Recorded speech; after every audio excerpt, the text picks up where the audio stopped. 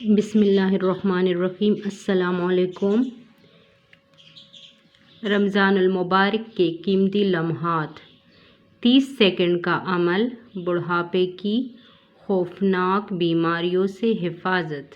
سیدنا ابن عباس رضی اللہ تعالیٰ عنہ کہتے ہیں، قبیصہ حضور صلی اللہ علیہ وآلہ وسلم کی خدمت میں حاضر ہوئے اور سلام عرض کیا۔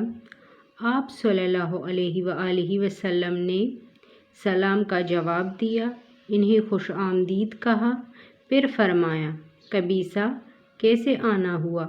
عرض کیا، یا رسول اللہ، میں بوڑھا ہو چکا ہوں، میری جلد نرم پڑ چکی اور میرے قوا کمزور ہو چکے، میں اپنے اہل و عیال کے سلسلے میں کمزور ہو چکا ہوں اور ان کاموں کے کرنے سے عاجز ہو چکا ہوں جو پہلے کیا کرتا تھا، پس مجھے چند ایسے کلمات سکھائے جس سے اللہ مجھے فائدہ پہنچائے، اور وہ کلمات مختصر ہو۔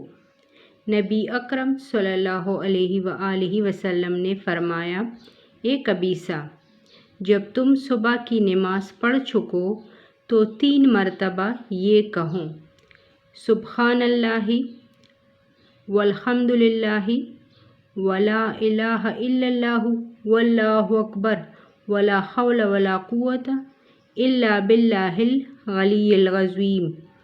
پس جب تم یہ کہو گے تو اللہ کی مرضی سے تم اندھا پن، جذام اور برس سے محفوظ ہو جاؤ گے۔